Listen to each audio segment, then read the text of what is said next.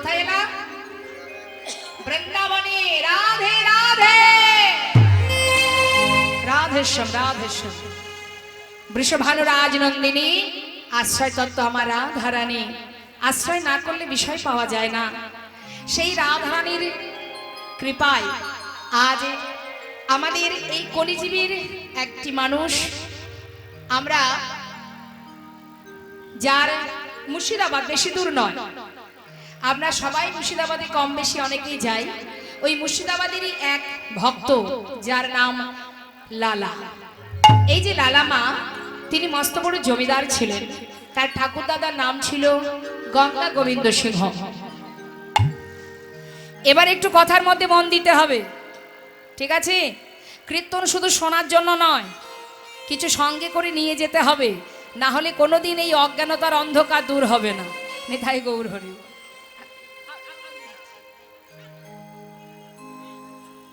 জয় রাধেশ্বর।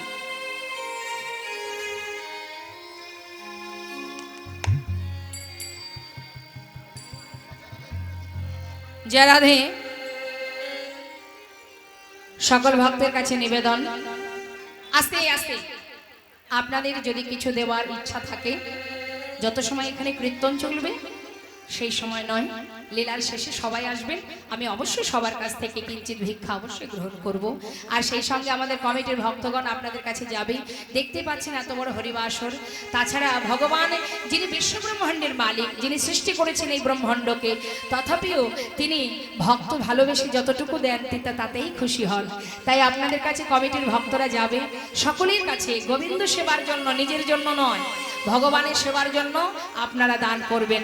আর দান যদি আপনি করতে পারেন, আপনি যদি দান করেন, পুণ্যটা আপনারই হবে।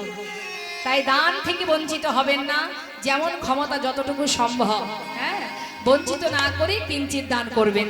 যার যেমন ক্ষমতা, বলবো না আমি যে এতই দিতে হবে, আপনার সামর্থ্য অনুযায়ী। কিন্তু যদি দানের মধ্যে দিয়ে আপনার কৃপণতা থাকে, আছে কিন্তু দেব কম,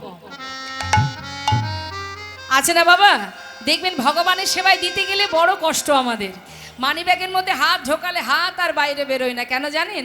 ওর মধ্যে বাঁচাবাচি শুরু করে দেয়, কোনটা ছোট টাকা আছে সেটা ভগবানকে দেব। আমরা বিভিন্ন জায়গায় যাই তো দেখেছি বাবা, প্রণাম করতে আসলে ছেঁড়া টাকা, অচল টাকা সেইগুলো এসে দিয়ে যায়। সব গোবিন্দ সেবায় লাগুক, আর ভালোগুলো নিজের জন্য। অনেক আছে দেখবেন বাড়িতে হরিবাসর হোক বা যেখানেই হোক, এই যেমন ধরুন দুর্গাপূজা, হ্যাঁ, একটু মন দেবেন কথাগুলোর মধ্যে। এই যে দুর্গাপূজার সময় আমাদের ভুলটা কোথায় দেখুন, আমরা ভগবানকে কেমন ভালোবাসি তাই দেখুন। দুর্গাপূজায় যে 5 দিন 7 দিন ধরে পূজা চলে, দেখবেন যারা পূজা অর্চনা করে, সবার কথা বলবো না, কিছু কিছু আছে ভক্ত আছে, তারা ওই ফলের দোকানে গিয়ে বলে যে ফলগুলোর দাম কম, মানে এক সাইডে রেখেছো, চলবে না, বেকা পোকা ইত্যাদি ইত্যাদি, সেইগুলো বাবা কিলো কিলো দিয়ে দাও, সবই তো ভগবানের সেবায় লাগবে, সব গোবিন্দ সেবায় লেগে যাবে। মানে বাতিল যেগুলো সেগুলো গোবিন্দের জন্য। আর নিজেরা যখন বাবা ওই পূজার শেষে মাকে নিয়ে বিসর্জনে যাওয়ার সময় সুরা পান করে, মদ্য পান করে দল বেঁধে নাচতে নাচতে যাবে, তখন দোকানদারকে বলবে, দাদা সব থেকে দামি ফল যেটা আছে সেটা আমাকে দেবেন, দামিটা আমার জন্য, আর খারাপগুলো সব ভগবানের জন্য। তাই ঠিক তেমন বাবা ওই ছেঁড়া অচল সেগুলো সব ভগবানের সেবায়।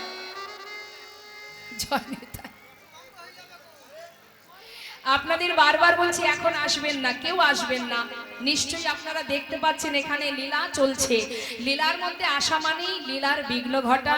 তাতে এই যে আপনারা ভক্তির আসরে ভক্তি সঞ্চয় করছেন, একটু ভক্তি রাজ্যে প্রবেশ করছেন, যেন কোনো রকমে ভক্তের অন্তরে ব্যথা না লাগে, সেই জন্য বিঘ্ন ঘটাবেন না, তাতে অপরাধ হবে না। তাই গৌর হরি। তাই সবার কাছে অনুরোধ, কৃপণতা করবেন না। যিনি মালিক, আপনার মানি ব্যাগে কত আছে সে তো জানে, কারণ দিয়েছে তো সে। সে মৃদু মৃদু হাসে আর বলে, ওরে বোকা, তোর মানি ব্যাগে কত, ঘরে কত, বিছানার তলায় কত, আলমারিতে কত, সবই তো আমার দেওয়া, আমি তো জানি তোর কাছে কত আছে, আর আমার বেলায় কৃপণতা করছিস। ঠিক আছে, দিয়েছিলাম শুধু রাখার জন্য নয়, কাজে লাগাবার জন্য। তুই যদি কাজে না লাগাস, পরের বছর মানে পরের জন্ম আর পাবি না। তখন তোকে ভিখারি করে পাঠিয়ে দেব, দাঁড়ে দাঁড়ে ভিক্ষা করে যা পাবি তাতে তো দিন কাটবে না। তাই গৌর হরি, নিশ্চয় সেটা চাইবেন না। কৃপণতা নন, কৃপণতা বাড়ির জন্য, ভগবানের জন্য কৃপণতা করতে নেই। কেমন? তাই গৌর হরি বল, হরি বল। তাই কাউকে আসতে হবে না, কমিটির ভক্তগণ সময় মতো আপনাদের কাছে যাবে, আপনারা প্রাণ ভরে গোবিন্দের জন্য দান করুন। হরি বল। তা আমরা লীলার মধ্যে প্রবেশ করি। মা মুর্শিদাবাদ জেলায় মস্ত বড় জমিদার, কান্দির জমিদার, যিনি ছিলেন গঙ্গা গোবিন্দ সিংহ।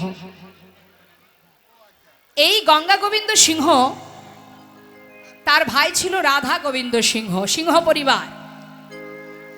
রাধা গোবিন্দ সিংহের কোনো সন্তান ছিল না। গঙ্গা গোবিন্দ সিংহের একটি পুত্র ছিল, যার নাম প্রাণকৃষ্ণ সিংহ। আর সেই প্রাণকৃষ্ণ সিংহের একমাত্র পুত্র, যার নাম কৃষ্ণচন্দ্র সিংহ। এই যে কৃষ্ণচন্দ্র সিংহ, এই কৃষ্ণচন্দ্র সিংহই হলেন ঠাকুর দাদার ভালোবাসার নাতি, যার নাম রেখেছিল ভালোবেসে লালা। কিন্তু মা, এই লালা ছোটবেলা থেকেই ভগবানকে ভালোবাসতেন। একদিন যখন 12 বছর বয়স, কাচারি বারান্দায়, জমিদারের কাচারি বারান্দায় বসে আছে। হঠাৎ ওই জমিদারে, মানে কান্দিতে, মুর্শিদাবাদে কান্দির যে জমিদার প্রাণকৃষ্ণ সিংহ, তার ওই জমিদারি সদর দরজার সামনে একজন কন্যাদায়গ্রস্ত ব্রাহ্মণ এসেছে কিছু সাহায্য নেবেন বলে। এদিকে দাঁড়ি বারবার তাকে ঘাড় ধাক্কা দিয়ে তাড়িয়ে দিচ্ছে। কেন না, ওই জমিদারিতে একটা নিয়ম আছে, কখনো কাউকে কিছু সাহায্য করা যাবে না। এখন বারবার এসে যখন সাহায্যের হাত বাড়িয়ে বারবার করজোড়ে কাকতি মিনতি করছে, দাঁড়ি বারবার তাকে সরিয়ে দিচ্ছে। আর দূর থেকে 12 বছরের ছেলে লালা সেটা দেখছে, জিজ্ঞাসা করছে, ও দাঁড়ি, তুই বারবার ওই ব্রাহ্মণকে তাড়িয়ে দিচ্ছ, কি চান উনি? বাবু, উনি এসেছেন কিছু সাহায্য নেবেন বলে, কিন্তু আমাদের এই জমিদারে, এই মহলে কিছু একটা নিয়ম আছে, কাউকে দান করা যাবে না। এত করে বলছি তবু শুনছে না, কি করব বলুন? সেই জন্য তো তাড়িয়ে দিচ্ছি। তখন ছোট্ট 12 বছরের ছেলে লালা বলে উঠলেন, যাও ভিতরে গিয়ে আমার বাবাকে বলো, আমার আদেশ ওই ব্রাহ্মণকে যেন 1000 টাকা দান করে দেয়। যার এত ধন ঐশ্বর্য, এত বিষয় সম্পদের মালিক, যে তার মন কেন এমন ছোট হবে? একজন অসহায় বাবা এসে দাঁড়িয়েছে দ্বারে, তাকে ফিরিয়ে দেবে? যাও, আমি বলছি তুমি 1000 টাকা আমার পিতার কাছ থেকে এনে ওই ব্রাহ্মণকে দান করো, এটা আমার আদেশ। যাও ভিতরে। দ্বারে ভিতরে গিয়ে বললেন, বাবু, আপনার ছেলের আদেশ, দ্বারে এক ব্রাহ্মণ দাঁড়িয়ে আছে, তাকে কিছু সাহায্য করতে হবে, 1000 টাকা দিতে হবে, আপনার ছেলে আমাকে পাঠিয়েছে আপনার কাছে। প্রাণকৃষ্ণ সিংহ রেগে উঠলেন, প্রচন্ড রেগে উঠে বলে উঠলেন, এত বড় সাহস! দুধের শিশু, 12 বছরের ছেলে, সে কিনা আমাকে আদেশ করে? শোনো, এই 1000 টাকা ব্রাহ্মণকে দিয়ে তুমি আমার পুত্রকে জানিয়ে এসো, সে যেন যতদিন নিজে রোজগার না করবে, এক কোনাও দান করবার সাহসটুকু না দেখায়। দাঁড়ি ভিতর ঘরে 1000 টাকা নিয়ে ব্রাহ্মণকে দান করে সেই লালাকে বলে উঠলেন, বাবু, আপনার পিতার আদেশ, যতদিন আপনি নিজে রোজগার না করবেন ততদিন আপনার দান করবার কোনো অধিকার নেই। ছোট্ট ছেলে লালা মনে মনে ভাবলেন, এত বড় কথা! যার এত ধন ঐশ্বর্য, যার এত বিষয় সম্পদ, এত বড় জমিদার, যে তার মনের পরিচয় এমন, বেশ, তাই যদি হয় তবে আজ আমিও প্রতিজ্ঞা করলাম, নিজে রোজগার না করা পর্যন্ত আমি কাউকে কিছু দান করব না। সেই দিনই পিতার প্রতি অভিমানে, ক্ষোভে সব ত্যাগ করে বর্ধমান জেলায় এসে একটা ফেরেশতাদারে মাত্র 20 টাকা বেতনে কাজ করতে শুরু করলো লালা। মাগো, একটা কথার জন্য চিরতরে সন্তানকে হারালো। সন্তান হারা বাবা যত দিন যায় সন্তানের জন্য শোকে কাতরে ভেঙে পড়ে, সমস্ত প্রজাবর্গকে পাঠিয়ে দেয়, যাও আমার পুত্রকে ফিরিয়ে নিয়ে এসো। কিন্তু ছেলের মনে প্রতিজ্ঞা, যে বাবার মনের পরিচয় এত নিচু, আমি তার মুখ দর্শন করব না। আর ফিরে এলো না ছেলে। দেখতে দেখতে বাবা শয্যাশায়ী হলেন। শয্যাশায়ী হয়ে বিছানায় শুয়ে শুয়ে ভগবানের কাছে নিজের বলতে যা কিছু সর্বস্ব সঁপে দিয়ে এবার কাঁদছে আর বলছে, দয়াময় রক্ষা করো হে তুমি, হে ভগবান, এ জগতে সবই কিছু তোমারই তো দান। একবার রক্ষা কর হে তুমি, হে হরি বল। ভগবান, এ জগতে সবই কিছু তোমারই যে দান। তুমি আছো হরি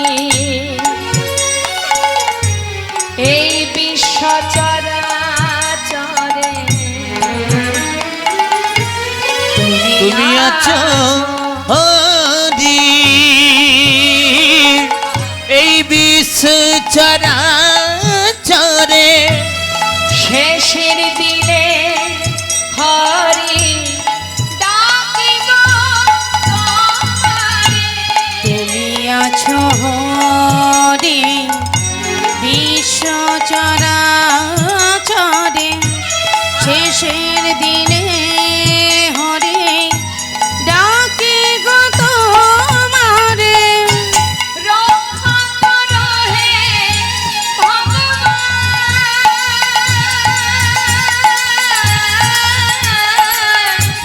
রক্ষা করো হে ভগবান। একবার রক্ষা করো হে ভগবান, রক্ষা করো হে তুমি, হে ভগবান। বলো এ জগতে সবই কিছু তোমারই যে দান। বলো এ জগতে সবই কিছু তোমারই তো দান। সবই যে ভগবানের দান সেটা আমরা বুঝি কখন? যখন সময় ফুরিয়ে যায়। সময় থাকতে বুঝি না, সময় চলে গেছে বলেই আজ বিছানায় শুয়ে শুয়ে নিজের সর্বস্ব ভগবানের চরণে সঁপে দিয়ে চোখের জলে মুখ ভাসিয়ে কাঁদছে। যারা বুঝেছে তারা আর কেউ এই সংসারে থাকেনি বা, যেমন সরগোস্বামী চলে গেছে সর্বস্ব পরিত্যাগ করে। তাই আজ যখন প্রাণ কৃষ্ণ সিংহ চোখের জলে মুখ ভাসিয়ে কাঁদছে, সন্তানের মুখ দেখতে পেল না। একটি কথার জন্য চিরতরে সন্তান হারা বাবা কাঁদতে কাঁদতে প্রাণ ত্যাগ করলেন। চলে গেল বাবা। খবর পেল লালা যে তার পিতা প্রাণ হারিয়েছে। সমস্ত প্রজাবর্গরা মুর্শিদাবাদ থেকে বর্ধমানে গিয়ে লালার কাছে করজোড়ে বললেন, বাবু আপনার যার প্রতি অভিমান সে তো চলে গেল, অন্তত এবার আপনি ফিরে চলুন। সকলের অনুনয় বিনয় শুনে লালা এবার ফিরে এলো নিজ গৃহে। ফিরে এসে সমস্ত জমিদারি হিসাব নিকাশ বুঝে এবার জমিদারি রক্ষা করতে শুরু করলেন। হরিব। কিন্তু বাবা ছেলের উপযুক্ত বিবাহের বয়স হয়েছে। সকলে মিলে লালার সুকন্যার সন্ধান করে একটা বিবাহ দিল শুভ দিন দেখে। যখন কিনা বিবাহ দিল, বিবাহের পর স্ত্রীকে নিয়ে ঘরে এলো। স্ত্রীর নাম কাত্যায়নী।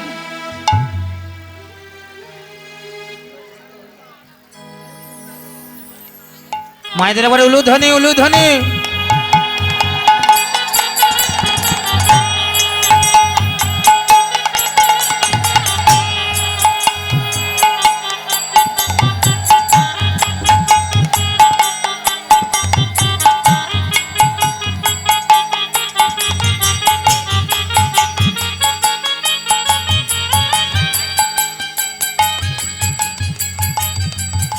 জয় রাধে জয় রাধে।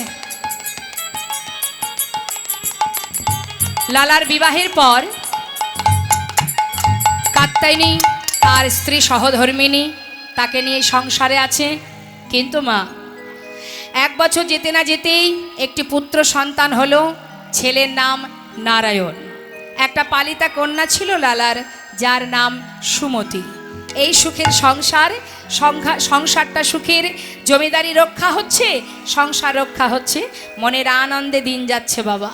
কিন্তু ভগবানের কি লীলা দেখুন, একটু একটু করে লালার অন্তরে কৃষ্ণ ভক্তি জেগে উঠল, বৈরাগ্য তৈরি হলো।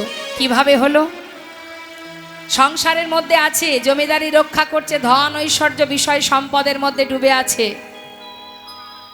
হঠাৎ একদিন জমিদারি রক্ষা করতে করতে তার দ্বারে এসে দাঁড়ালো একজন ভিখারি। ভিখারি এসে বলে উঠলেন, ভিক্ষাং দেহি। লালা তাড়াতাড়ি করে নিচে নেমে এসে পথের ধারে দাঁড়িয়ে সেই ভিখারিকে বলছে, এই ভিখারি, তুমি ভিক্ষা করো কেন? ভিক্ষা করো কেন?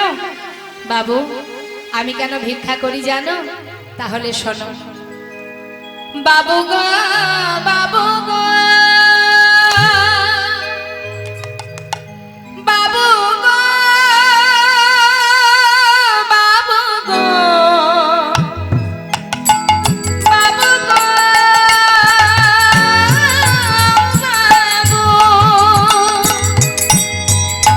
বাবু গো,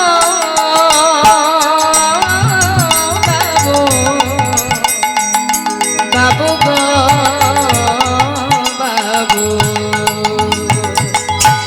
আমি হলাম দিন ভিখারি। ও গো বাবু, আমি হলাম দিন ভিখারি। ও গো বাবু, আমি হলাম দিন ভিখারি। ও বাবু, ঘরে আছে গিরিধারী,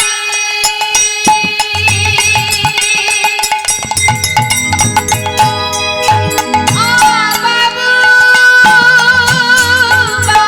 গো, বাবু গো,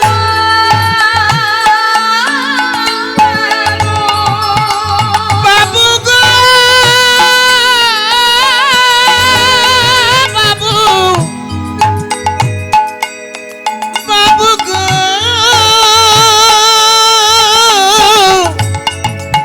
বাবু, ঘরে আছে গিরিধারী।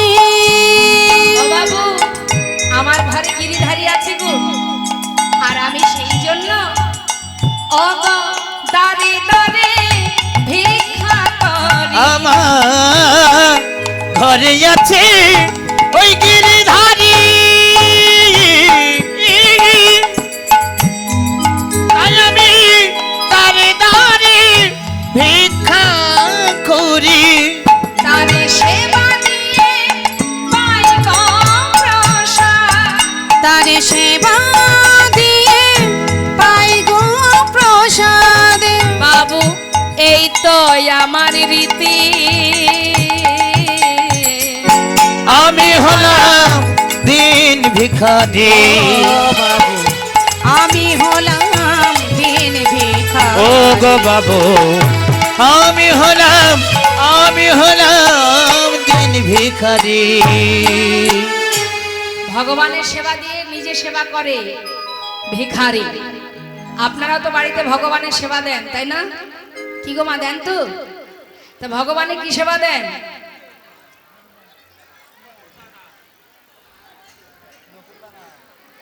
ওটাই আছে কপালে। হ্যাঁ, খাবে খাবে, না খাবে না খাবে। নকুল দানায় বরাদ্দ। কটা করে দেন?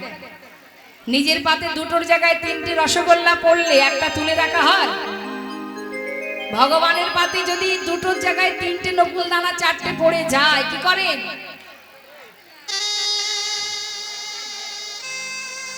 তুলে রাখেন না? কাল দিতে হবে, বেশি দেওয়া যাবে না। 24 ঘন্টার মধ্যে 2 কি 4টে নকুল দানা ভগবানের জন্য। আবার আমরা নিজেদেরকে ভক্ত মনে করি। হ্যাঁ, আমরা ভক্ত। শাস্ত্রে বললেন অত সহজ নয়। বিশ্ব ব্রহ্মাণ্ডের মালিক যিনি, রথের সারথি, রথের উপরে বসে আছে অর্জুন। সেই অর্জুন গোবিন্দকে এত কাছে পেয়েও, এত বড় ভক্ত হয়েও সে ভগবানকে চিনতে পারেনি। যার চরণে গঙ্গার উদ্ভব, তার চরণ না ধরে পাপ খণ্ডনের জন্য গঙ্গায় স্নান করতে গিয়েছিলেন। তাহলে মা, আর আমরা দুটো নকুল দানা দিয়ে নিজেদেরকে যদি ভক্ত মনে করি তাহলে আর কি করে হবে বলো? চাইবার বেলায় 16 আনা ধনং দেহি, পুত্রং দেহি, যশং দেহি, রূপং দেহি, দেহি দেহি দেহি, যা আছে জগতে সব দেহি, দিয়ে যাও। কিন্তু দেবার বেলায় নকুল দানা, তাও সেই নকুল দানা আমরা খাই না, খাই কালো কালো পিঁপড়েরা। ওরা উদ্ধার হবে, আমাদের আর উদ্ধার হওয়ার জন্য উদ্ধার হতে পারবো না। ভিখারি বলছে, বাবু আমাকে ভিক্ষা দিন, ঘরে আমার গিরিধারী আছে, তাকে সেবা দিয়ে আমি সেবা করি। লালা এই কথা শুনে ভিখারিকে অনেক দামি দামি রত্ন একটা পুটুলি বেঁধে তার হাতে তুলে দিয়েছে। বাবু এটার কি আছে? অনেক দামি জিনিস আছে, নিয়ে চলে যাও। কি হবে এটা দিয়ে? আমার মতো বড় লোক হয়ে যাবে, যাও চলে যাও। মাথায় করে নিয়ে বিদায় দিয়ে যাচ্ছে। কিছুটা পথ যাবার পর হঠাৎ ভিখারি সেই পুটুলিটা নিয়ে বেশ কিছুটা দূরে একটা ছোট্ট বনের মধ্যে ছুঁড়ে ফেলে দিল। দূর থেকে লালা চিৎকার করে বলে উঠলেন, ভিখারি, এত বড় সাহস তোমার! আমি যা কিছু দিলাম তুমি ফেলে দিলে, কেন ফেলে দিলে? করজোড়ে বলে উঠলেন, বাবু আমি তো আপনার কথা মতো নিয়েই যাচ্ছিলাম, কিন্তু জানো বাবু, আমি যখন মাথায় করে নিয়ে যাচ্ছি হঠাৎ কে যেন আমার অন্তর থেকে সাড়া দিয়ে ডাকলো, আমায় বলে উঠলো, ওরে এগুলো নিয়ে বুঝি তুই ধনী হতে চাস? তুই ওই রাজার মতো, জমিদারের মতো সুখ স্বাচ্ছন্দ্যে দিন কাটাতে চাস? ফেলে দে, ফেলে দে রে।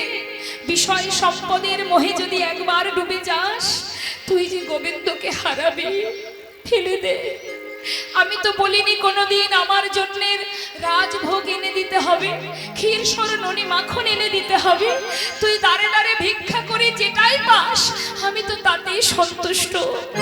আয় ভিখারি আয় রে ফিরে, ভুলে যাস না মহাভরে। আয় ভিখারি আয় রে ফিরে, ভুলে যাস না মোহভরে। আই ভিখারি আই রে ফিরে, ভুলে যাস না মোহ ঘরে। তোর গোবিন্দ সেবার বেলা বয়ে যায়, গোবিন্দ সেবার বেলা বয়ে ও যায়। গোবিন্দের সেবার বেলা বয়ে যায়। বিদুরের খুদ যেমন তোর ভিক্ষার অন্ন তেমন। বিদুরের খুদ যেমন তোর ভিক্ষার অন্ন তেমন। বিদুরের খুদ যেমন তোর ভিখার অন্ন তেমন। সেবা দিতে ভুল করিস নে আমার, সেবা দিতে ভুল করিস নে আমায়। আয় ভিখারি আয় রে ফিরে, আয় ভিখারি আয় রে ফিরে, তুই ভুলে যাস না মহাভরে। আয় ভিখারি আয় রে ফিরে, ভুলে যাস না মোহভরে। আয় ভিখারি আয় রে ফিরে, সেবা দিতে ভুল করিস নে আমার। সেবা দিতে ভুল করিস নে আমায়। কি বললেন মা? বললেন বাবু আমাকে যেন কি বললো যে দাঁড়ে দাঁড়ে ভিক্ষা করে যা পাবে তাতেই খুশি, তুই সর্বস্ব ফেলে দে। সত্য কথা মা, ভগবান বললেন বিদুরের খুদ যেমন তোর ভিক্ষার অন্ন তেমন। ভগবান কৃষ্ণচন্দ্র একবার হস্তিনাপুরে গিয়েছিলেন, তখন ধর্মরাজ যুধিষ্ঠির বলেছিলেন, সখা এসো, আজ আমি তোমার জন্য অনেক কিছু রন্ধন করেছি, তোমাকে সেবা দেব, নিজে হাতে রাজভোগ খাওয়াবো। ভগবান বলেছিলেন, দুর্যোধন আমি যদি সেবাই করব তাহলে তোমার ঘরে করব না, সেবা যদি আমাকে করতে হয় আমি বিদুরের ঘরে সেবা করব। দাসীপুত্র বিদুরের ঘরে ভগবান গিয়ে সেবা করেছিলেন মা। শুধু তাই নয়, আর এক দুদিন পরেই অযোধ্যায় প্রভু রামজির মন্দির নির্মাণ হয়েছে, উদ্বোধন হবে, আপনারা সেখানে প্রাণ প্রতিষ্ঠা হবে প্রভুর। তো আপনাদের সকলের কাছে নিবেদন, আমাদের রাম অবতারে প্রভু রামচন্দ্র তারই প্রাণ প্রতিষ্ঠা, অগণিত সাধুগুরু বৈষ্ণব ভক্তের আগমন ঘটেছে। যাওয়া সম্ভব হোক বা না হোক, মননে মানুষে যদি তার সেবা করা যায় তবে তার চরণ পাদপদ্মে পৌঁছানো যায়। হরি তাই বল, হরি হরি বল, বল। হরি বল। এই প্রভু রামচন্দ্রকে যদি কেউ ডাকতে পারে, ভালোবাসতে পারে, রাম অবতারের কথা একটু বলি মা। সবরী যে ছিল লাঞ্ছিতা গঞ্জিতা, এই সবরী বনের ভিতরে একটা ছোট্ট কুটিরের মধ্যে থাকতেন। একটু মন দেবেন, গল্প আমিও কম জানি না, মাথা নাড়িয়ে নাড়িয়ে গল্প তো করেই যাচ্ছেন, জীবনেও গল্প শেষ হবে না। আন কথা কুকথা বলতে আপনারা খুবই পছন্দ করেন, কিন্তু অমৃত নিতে গেলে সুপাত্রের দরকার হয়। অমৃত নেবার মতো পাত্র সবার মধ্যে থাকে না। কেমন পাত্র তৈরি করে তবে আসতে হয়, তবে অমৃত পাওয়া যায়। পাত্র না নিয়ে আসলে কি পাওয়া যাবে? পাত্রের দরকার। আর অমৃত সব জায়গায় রাখা যায় না। তাই সকলের কাছে নিবেদন, দিবস রজনী আবল তাবল পাঁচালো করিতে পারো, তাহারও ভিতরে একবারও কি কৃষ্ণ বলিতে না? সময় নেই আমাদের, আমরা পরনিন্দা, পরচর্চা, পর সমালোচনা করতে পছন্দ করি। এই জন্য তো আমাদের এই সংসারের ত্রিতাপ জ্বালা বারবার এসে ভোগ করতে হয়। কয়েক ঘন্টার জন্য কীর্তন শুনতে বসেও আমরা এর ওর তার হাড়ির খবর নেওয়ার জন্য বসে আছি। হ্যাঁ, এত কথা কিসের? কথা বলার সময় অনেক পাবেন, এই সময় চলে গেলে আর পাবেন না। কেমন সাবধান, কথা বলবেন না। সবার কাছে নিবেদন, কথা বলার ইচ্ছা হলে উঠে যান, গিয়ে রাস্তায় গিয়ে কথা বলুন, তাতে দুঃখ নেই। হরিবাসরে ভক্তদের মাঝখানে বসে কোনো আন কথা আলোচনা হবে না, শুধু এখানে কৃষ্ণ কথা শ্রবণ করতে হবে। কমিটির ভক্তগণ এত কষ্ট করে মাসের পরে মাস পরিশ্রম করে এই সুন্দর আসনটা পেতে দিয়েছে, এটা কিন্তু গল্প করার জন্য নয়। এই আসনেরও একটা মাহাত্ম্য আছে, এটা শুধু শ্রবণ করার জন্য। এখানে ঘুমাতেও দেবে না, এখানে খেতেও দেবে না, শুধু শ্রবণের জন্যই আসনটা। তাই কথা কেউ বলবেন না, একটু মন দেন, তাতে কি হবে? আপনারই লাভ। হ্যাঁ শুনুন, সবরই ছোট্ট কুঠিরের মধ্যে থাকতেন মা। তার মনে বড় বাসনা ছিল রামকে নিজের ঘরে এনে সেবা দেবে, কিন্তু সকলের অবহেলিতা, সকলের ঘৃণিতা সেই সবরী সে কুটিরের মধ্যে থেকে মনে মনে আশা করত, আমার রাম এলে আমি রামকে খাওয়াবো। কি খাওয়াবো? কি আছে? বনের ভিতরে গিয়ে মা খুঁজে খুঁজে কুল নিজে আগে কামড়িয়ে খেয়ে দেখতো টক না মিষ্টি। দেখুন ভক্তি কাকে বলে। কিছুটা খেয়ে যেই দেখতো ভালো লেগেছে, আপনি যেমন ভালো লাগা বস্তু আপনার সন্তানকে দেন, ঠিক তেমন করে যদি ভগবানকে ভালোবাসতে পারেন, আপনার উচ্ছিষ্ট আপনি ভগবানকে দিতে পারবেন। তবে নিজের করে যতদিন ভালো না বাসবেন ততদিন পারবেন না। তা সেই এঁঠো কুলটা অর্ধেকটা খায় আর অর্ধেকটা রেখে দেয়, যেটা মিষ্টি সেটা রেখে দেয়। কার জন্য? রাম এসে খাবে, তাই হরি বল। আর বন থেকে ফুল তুলে কুসুম চয়ন করে তার কুটিরের মধ্যে প্রবেশ করবে রাম। পথের মধ্যে প্রতিনিয়ত প্রতিদিন ওই ফুলের পাপড়িগুলো ছিঁড়ে সুন্দর করে ছড়িয়ে রাখতো। কখন আসবে রাম? রামচন্দ্র প্রভু করুণাময় সীতাকে উদ্ধার করতে যাওয়ার পথে সবরীর কুটিরে প্রবেশ করলেন। সবরীর কুটে আসা মাত্রই সবরী প্রভু রামকে দেখে ভগবান বললেন, সবরী আমার যে খুব খিদে পেয়েছে, খেতে দাও। মনে পড়ে গেল সবরী ঘরে রাখা সেই এঁঠো কুল প্রভুর কাছে এসে দিলেন। ভগবান সেই এঁঠো কুল সেবা করলেন। তুমি যদি নিজের করে ভালোবাসতে পারো, তোমার উচ্ছিষ্ট তুমি দিতে পারো। যদি তাকে নিজের করে ভালোবাসতে পারো। বর্ধমান জেলায় পূর্ব বর্ধমানে মুকুন্দ দাসের একমাত্র ছেলে রঘুনন্দন, যার এঁঠো নাড়ু খাইয়েছিল গোপীনাথকে, ভালোবেসেছিল নিজের জন ভেবে, তাই খাওয়াতে পেরেছে। মুকুন্দ দাস প্রতিদিন গোপীনাথের সেবা দিত। ঘরে ছিল বিগ্রহ গোপীনাথ। তার ছেলের নাম রঘুনন্দন, বয়স তার 12 বছর। দেখে আসবেন মা, আজও সেখানে সেবা চলছে পূর্ব বর্ধমানে, কাটোয়ার কাছে। তা সেই মুকুন্দ দাস, শ্রীখণ্ড নিবাসী মুকুন্দ দাস, তিনি একটু কবিরাজি করতেন বলে, আগেকার সময়তে এত ওষুধপত্র ছিল না, তাই কবিরাজকে ডাকতো কোনো ব্যক্তি অসুস্থ হলে। মুকুন্দ দাস এত ভালো কবিরাজি জানতেন, সেই আমলে যিনি রাজা ছিলেন নবদ্বীপের, নবাব হোসেন শাহ, তিনি তার সুস্থ করার জন্য ওই মুকুন্দ দাসের কাছে গিয়েছিলেন, ছদ্মবেশে গিয়েছিলেন। তা মাগো, মুকুন্দ দাস গ্রামে একজন অসুস্থ হয়েছে বলে সেখানে তাকে যেতে হবে। একা মানুষ কোন দিকে যাবে? ঘরে গোপীনাথের সেবা, আবার বাইরে একজন অসুস্থ। বড় চিন্তায় পড়েছে মুকুন্দ দাস। তখন তার 12 বছরের ছেলে দেখছে বাবা গালে হাত দিয়ে চিন্তা করছে, এসে ডাকছে, বাবা কি হয়েছে তোমার? তুমি এত চিন্তা করছো কেন? জানিস বাবা, আমি বড় চিন্তায় পড়েছি, কি করব। বাবা এক কাজ করো না, তুমি গ্রামের কাজে চলে যাও, আর ঘরে গোপীনাথের সেবা ওটা আমি দিয়ে দেব। তুই কি করে দিবি? তুই তো ভগবানের সেবার কোনো নিয়ম কানুন জানিস না। আরে বাবা, তাকে সেবা দিতে গেলে অনেক নিয়ম আছে, অনেক মন্ত্রতন্ত্র জানতে হয়। ছোট্ট ছেলে বলে উঠলেন, বাবা তোমার মতো মন্ত্রতন্ত্র আমি জানি না ঠিকই, বাবা আমি যদি ভক্তি ভরে ভালোবেসে তাকে খাওয়াই, হরি বল, একটা দিন সে আমার হাতে খাবে। মুকুন্দ দাস মনে মনে চিন্তা করলেন, সত্যি তো, তিনি তো ভক্তি বড় ভালোবাসে। তাতে যদি কেউ মন্ত্র নাও জানে তাতে কোনো দুঃখ নেই। যাক বাবা, যা, আজ একটু কোনো রকমে রান্না করে সেবাটা দিবি, আমি চললাম, ফিরে এসে প্রসাদ পাবো, প্রসাদ রেখে দিবি, কেমন? ঠিক আছে, যাও বাবা। চলে গেল। এদিকে রন্ধন করতে জানে না 12 বছরের ছেলে, আপনাদেরও অনেকের ঘরে আছে।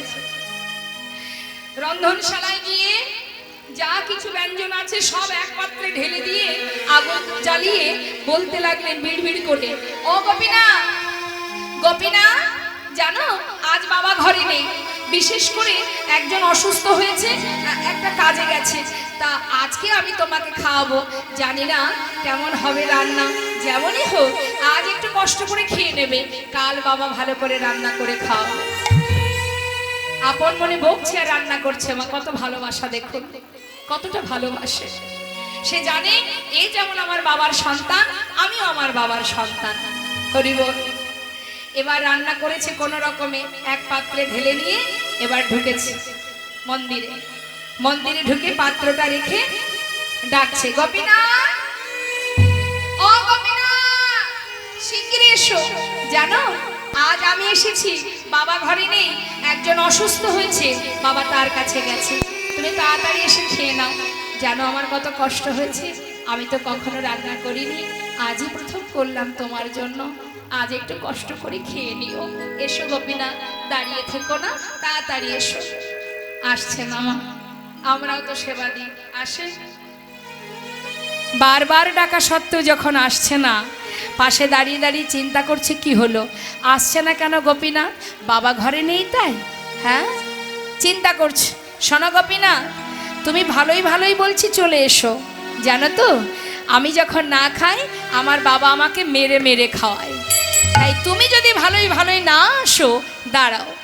মন্দির থেকে বাইরে বেরিয়ে বনের ভিতর থেকে একটা লাঠি জোগাড় করেছে, একটা লাঠি জোগাড় করে ভিতরে প্রবেশ করে বলছে, গোপীনা চেয়ে দেখো কি আছে, দেখতে পাচ্ছ তো? যদি ভালো চাও চলে এসো, তা না হলে না এই লাঠি দিয়ে আমি তোমাকে মেরে মেরে নিয়ে আসবো। ভগবান আর পারছে না মা,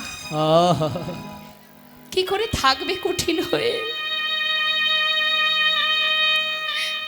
মনে মনে চিন্তা করছে ভক্ত, এত ভালোবাসো তুমি, আমি জানতাম না। হরি বল। আজ তুমি লাঠির ভয় দেখাচ্ছ। আর মারতে হবে না, আমি চলে আসছি। বিগ্রহ থেকে সচল মূর্তি ধারণ করে পাতা আসনে এসে বসেছে।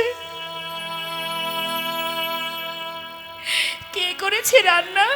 আমি করেছি। চিন্তা করছে মা, যেই না লাঠির ভয় দেখিয়েছি, ভয় পেয়ে চলে এসেছে। শিগগিরই খেয়ে নাও।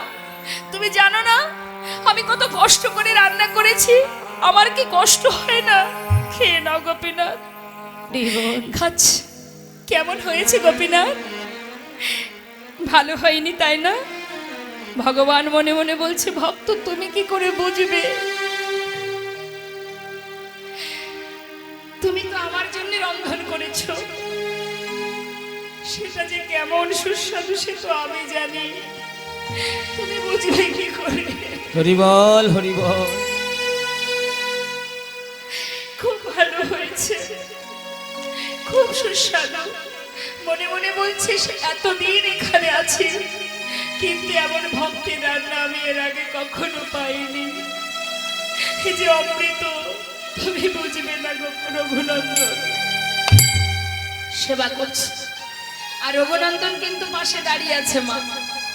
সেবা করতে করতে প্রায় শেষ। ভক্তের হাতে রান্না পেয়েছে তো হাজার তার কারোর কথা মনে নেই। আপন মনে সেবা করতে করতে বাবা প্রায় শেষ। অবশেষে যেটুকু ছিল নিজের মুখে দিতে যাবে, হঠাৎ রঘুনন্দন দেখছে সর্বনাশ, সব তো খেয়ে নিল। আমি কি খাবো? আমার বাবা কে খাবে? ছুটে গিয়ে হাতটা চেপে ধরেছে। গোপীনাথ, আর খেও না, আর খেও না গোপীনাথ, একটু তো আমাদের জন্য রেখে দাও। জানো আমি যে সব তোমায় দিয়েছি, আমার বাবা খায়নি, আমি খাইনি, সবে যদি খেয়ে নেবে আমরা কি খাবো? ও জানো ভক্ত, আজ না কারোর কথা মনে ছিল না আমার। ঠিক আছে, আমার হাতে যেটুকু আছে এটুকু আমি তোমার জন্য রেখে দিলাম, তুমি খেয়ে নিও, কেমন? ঠিক আছে। ভগবান আবার বিক্রে মিলিত হলে। বেশি তো ছিল না বাবা, যেটুকু ছিল নিজে সেবা করে পাত্র ধুয়ে রেখেছে। যথাসময়ে মুকুন্দ গ্রামের কাজ সেরে ঘরে ঢুকেছে। রঘুনন্দন, বলো বাবা, সেবা দিয়েছিস তো? হ্যাঁ, তুমি চিন্তা করো না। যাক, আমার বড় কাজটা করে দিয়েছিস তুই। শোন বাবা, আমার প্রচণ্ড খিদে পেয়েছে, দে দেখি একটু কিছু খেতে দে, প্রসাদ দে। বাবা, আজ আর প্রসাদ নেই। কেন নেই? কোনো ভক্ত এসেছিল নাকি বাড়িতে? কেউ আসেনি। তাহলে প্রসাদ কি হলো? কি আর হবে, সবে তো ওই গোপীনাথ খেয়ে নিচ্ছিল। ভাগ্যিস আমি হাতটা চেপে ধরেছিলাম, আমার জন্য একটু রেখেছিল, আমি সেটা খেয়ে নিয়েছি। কি গোপীনাথ খেয়েছে? ও কি করে খাবে? মনে মনে ভাবছে। যার যেমন ভাব বাবা, তার তো তেমনই লাভ। কি করে খাবে সে? সে তো পাথর, চলতে পারে না, কথা বলতে পারে না। আমার ছেলে নিজে খেয়ে ওই পাথরের নামে দোষ দিচ্ছে। সে তো আর এসে বলবে না, ও মুকুন্দ, আমি কিন্তু খাইনি, তোমার ছেলে খেয়েছে। বলবে কি করে? সে তো পাথরের বিগ্রহ, সে তো চলতে পারে না। কেমন ধারণা দেখুন। মনের সন্দেহ মনে রেখে দিল বাবা। পরের দিন সকাল হতে না হতে ছেলেকে হাতে নাতে প্রমাণ পাওয়ার জন্য, ছেলেকে পরীক্ষা করার জন্য বলে উঠলেন, রঘুনন্দন বাবা, তুই তো ভালো সেবা দিতে শিখেছিস, জানিস আজ আমাকে একটু গ্রামে যেতে হবে। তুই একটা কাজ কর, আজ আর রান্না করতে হবে না, ওই ঘরে নাড়ু তৈরি করা আছে, গোপীনাথ তো নাড়ু খেতে ভালোবাসে, তুই এক কাজ কর, আজকে নাড়ুটা সেবাই দিয়ে দে। ঠিক আছে বাবা, তুমি চিন্তা করো না। মুকুন্দ দাস কিন্তু কোথাও যায়নি বাবা। সে কি করেছে মা? মন্দিরের পিছনে দেয়ালে কান পেতে আছে, শুনবে যে আমার ছেলে যখন মন্দিরে ভোগ নিবেদন করবে তখন আর কেউ সেখানে আসে কিনা। কান পেতে আছে, আর এদিকে সুন্দর করে নাড়ু সাজিয়ে মন্দিরে ঢুকেছে ছোট্ট ছেলে, 12 বছরের শিশু। ডাকছে, ও গোপীনাথ, এই দেখো, কাল এসেছিলাম না, আজও কিন্তু এসেছি, আজ আর ডাকতে পারবো না, শিগগিরই চলে এসো। ভগবান মনে মনে বলছে, ভক্ত আর তোমাকে ডাকতে হবে না। কোন জীব যদি ডাকার মতো একবার ডাকে, হরি বল হরি বল, আর সেই ডাক যদি আমার কানে একবার পৌঁছে যায়, ভক্ত যদি কোনোদিন আমায় ভুলেও যায়, আমি কোনোদিন সেই ভক্তকে ভুলি না। আর ডাকতে হবে না, আমি চলে এসেছি।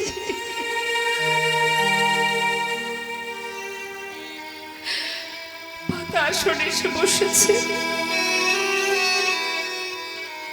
আসনে বসে প্রভু জিজ্ঞাসা করছে, নাড়ু এনেছো? হ্যাঁ।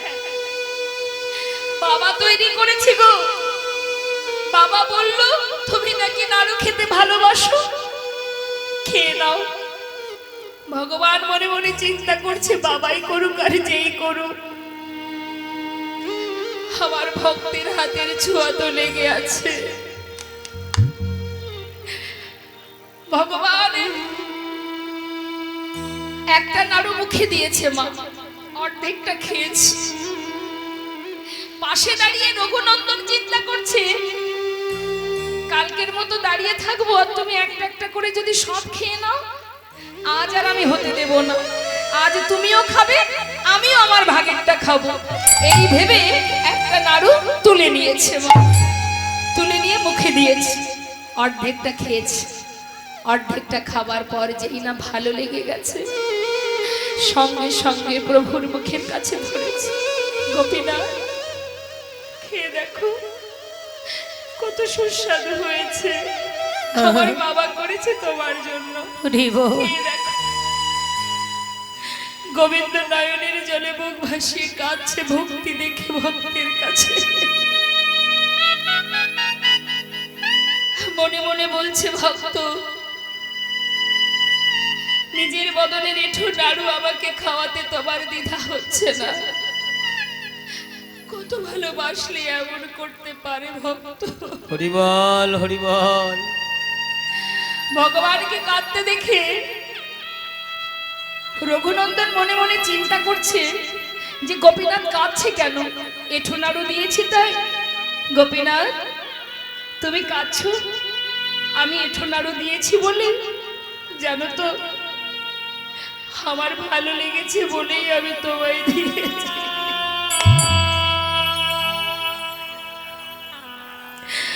আর দেব না। ভগবান বললেন, ভক্ত আমি সেজন্য কাঁদছি না। আমি কাঁদছি কেন জানো? তুমি যদি তোমার এঁঠো নাড়ুটা আমাকে খাওয়াতে পারো, তবে আমি আমার প্রসাদী নাড়ুটাকে তোমাকে খাওয়াতে পারি। বেশ তো, তাহলে তুমি আমাকে খাওয়াও, আমি তোমাকে খাওয়াই। হরি বল হরি বল। ভগবান তার প্রসাদী নাড়ু খাওয়াচ্ছেন ভক্তের বদনে, আর ভক্ত তার এঁঠো নাড়ু দিচ্ছে ভগবানের বদনে। ভক্ত ভগবানের মধুর হৃদয় গুণ হরি বল হরি বল।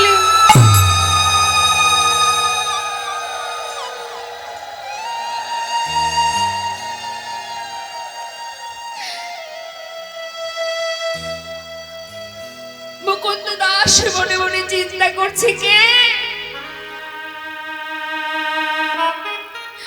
আমার সন্তান ছাড়া আরো একজনের কণ্ঠ শোনা যাচ্ছে, তবে কে সে?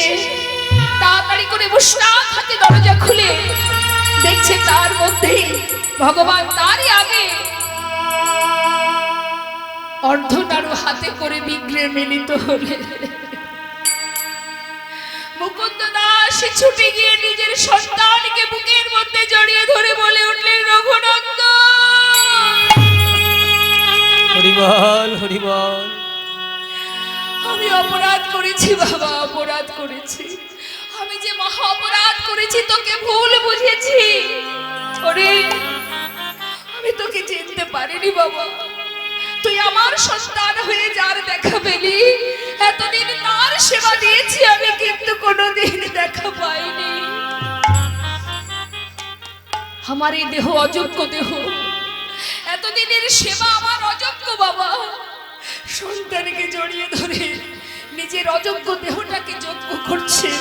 আই বাবা, আমার অযোগ্য দেহ আমি যোগ্য করি। আমার যোগ্য দেহ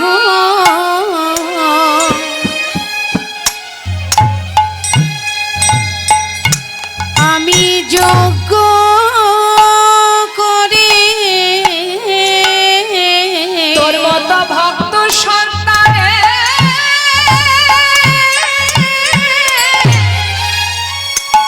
আমি জড়ায়ে ধরে আমার অযোগ্য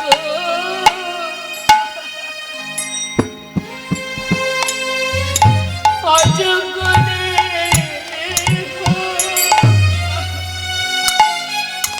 আমি যোগ্য করে তোর মতে ভক্ত সন্তানে ও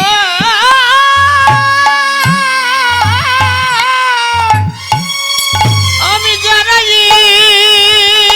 ধরি আমার মানব দেহ আমি স্বার্থ করি।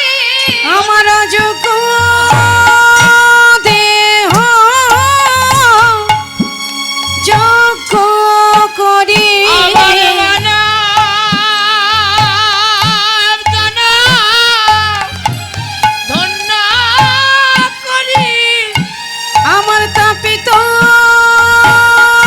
হৃদয় শীতল করে ভক্ত সন্তানে জড়ায়ে ধরি আমার তাপিত হৃদয় গৌর হরি শীতল তোর করে মতো ভক্ত সন্তানে জড়ায়ে ধরি মানব জনম ধন্য করি ভক্ত সন্তানে জড়ায়ে ধরি মানব জনম ধন্য ওই করি না ভক্ত সন্তানে জড়ায়ে ধরি মানব জনম ধন্য তোর করি মতো ভক্ত সন্তানে জড়ায়ে ধরি তাপিত হৃদয় শীতল করি এতদিনের অযোগ্য